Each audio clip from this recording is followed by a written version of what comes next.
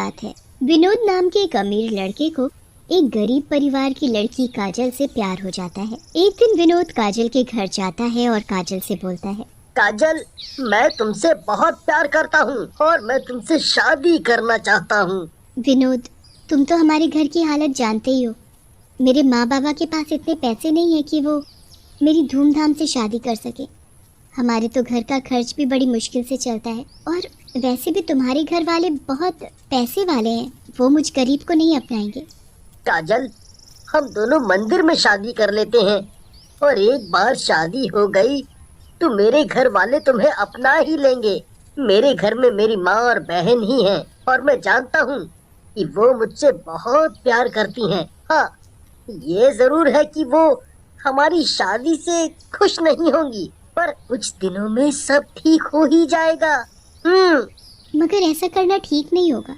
तुम तो जानती हो कि मेरी माँ मेरी शादी एक अमीर लड़की से कराना चाहती हैं, और अगर मैं माँ से तुमसे शादी करने के लिए बात करूँगा तो वो कभी हाँ नहीं करेंगी। फिर विनोद काजल को मंदिर ले जाता है और मंदिर में जाकर वे दोनों शादी कर लेते हैं। विनोद काजल को अपने घर ले जाता है। विनोद की माँ और बहन विनोद की शादी से खुश नहीं होते। अरे विनोद, शादी करने के लिए तुझे यही लड़की मिली थी? माँ, काजल गरीब जरूर है, पर वो बहुत ही संस्कारी और एक समझदार लड़की है।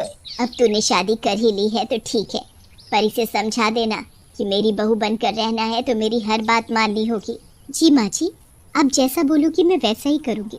कुछ दिन तक तो सब कुछ बढ़िया चल रहा था। विनोद और काजल बहुत ही खुश थे, पर एक दिन विनोद के ऑफिस जाने के बाद विनोद की माँ काजल से बोलती है, अरे ओ बहू रानी, जरा इधर तो आना। आज से काम वाली नहीं आएगी, इसलिए अब से घर का सारा काम तुम्हें ही करना है। तभी विनोद की बहन रेखा बोलती है, और हाँ भाभी, मेरे कपड़े भी प्रेस कर देना। काजल घर का सारा काम करती है।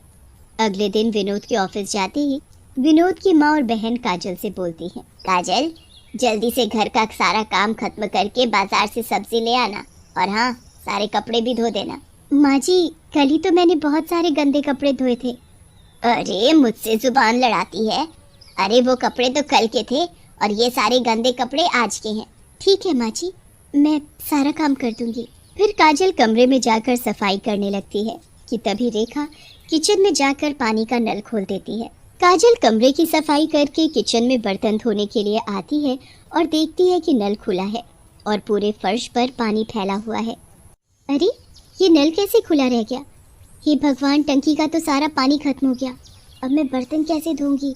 अभी तो मुझे कपड़े भी धोने हैं। काजल अपनी सास के पास जाती है और बोलती है, माँ जी नल में पानी नहीं आ रहा और अब मैं कपड़े कैसे धोऊंगी? पानी नहीं आ रहा तो क्या हुआ? घर के बाहर तो नल लगा है, वहाँ से पानी भर कर ला और काम कर। पर माँ जी, मैं इतना पानी अकेले कैसे ला पाऊंगी? अरे वाह जी वाह, एक तो तुझ गरीब को मैंने अपने घर की बहू बनाया, ऊपर से तू बातें बनाती है। हाँ माँ, बातें बनाना तो कोई भाभी से सीखे। माँ, मैं तो कहती हूँ जब तक भाभी घर का काम ना खत्म कर ले तब तक इन्हें खाने पीने को कुछ ना दो, तभी इनकी अकल ठिकाने आएगी। रात हो जाती है। विनोद ऑफिस से घर आता है तो काजल विनोद से बोलती है, अब विनोद, माँ जी और रेखा सारा दिन मुझसे घर का काम कराती हैं, मुझे गरीब होने के ताने तक देती हैं, और तो और जब मैं घर का सारा काम कर लेती हूँ तब मुझे खाना और पीने के लिए पानी देती हैं। ये क्या कह रही हो काजल? माँ तुम्हारे साथ ऐसा करती है? तुम चिंता मत करो, मैं माँ से बात करूँगा, देखना सब ठीक हो जाएगा। अरे मैं तो तुम्हें एक बात बताना ही भूल गया। अच्छी कौन सी बात? मुझे कल ऑफिस के काम से मुंबई जाना है। मैं भी आपके साथ चलूंगी। अरे बाबा, मैं ऑफिस के काम से जा रहा हूँ, बस कुछ ही दिनों की तो बात है। अच्छा, तो जब मैं मुंबई से वापस आ जाऊंगा तब हम दोनों कुछ दिनों के लिए बाहर घूमने चलेंगे। पक्का ना आप मुझे लेकर जाओगे? हाँ बाबा, पक्का लेकर जाऊंगा।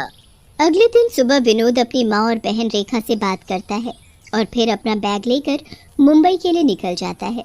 विनोद के जाते ही विनोद की माँ और बहन दोनों काजल के पास जाती हैं और काजल से बोलती हैं, क्यों री महारानी, लगा देना हम दोनों माँ बेटी की शिकायत अपने पति से। अब देख मैं क्या करती हूँ। जब तक तू पूरे घर का काम नहीं खत्म कर लेती तब तक तुझे खाने को तो क्या, पीने के लिए एक बूंद पानी तक नहीं मिलेगा। बेचारी काजल रोते हुए घर का काम करती है। काम करते करते काजल को बहुत प्यास लगती है। काजल रेखा से पानी मांगती है। रेखा, बहुत प्यास लगी है, थोड़ा पानी पीने दो। हाँ हाँ, पानी क्यों, कहो तो तुम्हारे लिए शरबत ले आऊं। मैं सुबह से काम कर रही हूँ, मुझे खाना न सही पर पानी तो पीने दो। देखो तो जरा, एक तो मेरे बेटे से शादी करके खाली हाथ इस घर में आ गई और अब जुबान भी चलाती है। फिर विनोद की माँ और रेखा काजल को उसके कमरे में बंद कर देती हैं। अब पड़ी रहे भूखी प्यासी कमरे में। 2 दिन हो जाते हैं। काजल दरवाजा खटखटाती है और बोलती है, माँ जी मुझे बहुत प्यास लगी है, थोड़ा पानी दे दो। पर कोई काजल को पानी नहीं देता, जिसकी वजह से काजल की मौत हो जाती है और काजल एक डरावनी चुड़ैल बन जाती है। चुड़ैल बनकर काजल अपने पति के पास जाती है। विनोद गाड़ी चला रहा होता है कि अचानक उसकी गाड़ी के सामने एक औरत आ जाती है। विनोद गाड़ी रोककर बाहर देखता है तो उसे एक चुड़ैल दिखाई देती है, जिसे देखकर विनोद बहुत डर जाता है। विनोद, बहुत प्यास लगी है, मुझे पानी पिला दो। अरे ये चुड़ैल कहाँ से आ गई? ऐसा बोलकर विनोद जल्दी से गाड़ी में बैठ जाता है और गाड़ी को फुल स्पीड में भगाता है। फिर होटल के पास गाड़ी रोकता है और डरता हुआ गाड़ी से बाहर निकलता है और बोलता है, हे भगवान, मुझे उस डरावनी चुड़ैल से बचाना। जैसे ही विनोद होटल के गेट की ओर बढ़ता है वैसे ही वहाँ चुड़ैल आ जाती है और बोलती है, मैं बहुत प्यासी हूँ, मुझे पानी पिला दो। विनोद डरते हुए बोलता है, मैं देता हूँ पानी, पर तुम मुझे मारोगी तो नहीं ना? अगर तुमने मुझे पानी नहीं पिलाया तो मैं तुम्हें कच्चा चबा डालूंगी। ये सुनते ही विनोद जल्दी से गाड़ी से पानी की बोतल निकालता है और चुड़ैल को देता है। चुड़ैल पानी पीते ही काजल के रूप में आ जाती है और विनोद से बोलती है, पानी पीकर अब मेरे अंदर कुछ ताकत आई। विनोद, मैं काजल हूँ। फिर चुड़ैल विनोद को सारी बात बताती है और बोलती है, पानी पीकर मेरे अंदर ताकत आ गई है और अब मैं उन दोनों से अपनी मौत का बदला लेकर रहूंगी। अब मैं उन दोनों को नहीं छोड़ूंगी। ऐसा बोलकर चुड़ैल वहाँ से चली जाती है। हे भगवान, ये क्या हो गया? अब मैं क्या करूं? विनोद को कुछ समझ नहीं आता और वो भागता हुआ पास के मंदिर पहुँचता है और मंदिर के पंडित को सारी बात बताता है। पंडित जी ध्यान लगाकर देखते हैं और फिर विनोद से बोलते हैं, हे भगवान, ये तो बहुत गलत हुआ उस बेचारी के साथ। वो अपना बदला लेकर रहेगी, मगर एक उपाय है। तुम जल्द से जल्द उसके शरीर को ले जाकर उसका क्रियाकर्म कर दो, तभी तुम्हारी पत्नी काजल की आत्मा को शांति मिलेगी। नहीं तो वो ऐसे ही पानी मांगती हुई भटकेगी और लोगों की जान लेगी। और हाँ, ये लो पवित्र जल, इसे अपने पास रखो।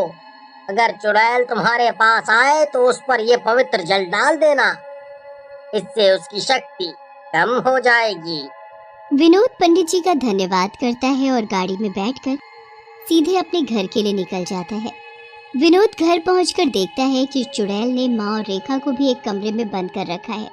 विनोद जल्दी से दरवाजा खोलता है और देखता है कि माँ जमीन पर मरी पड़ी है और रेखा भी जमीन पर पड़ी हुई पानी मांग रही है।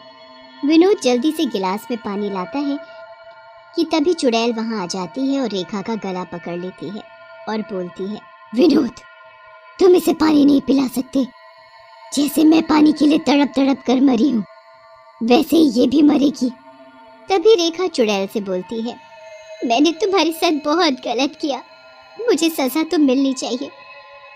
मुझे अपनी गलती का एहसास हो गया है, इसलिए तुम जो सजा दोगी वो मुझे मंजूर है।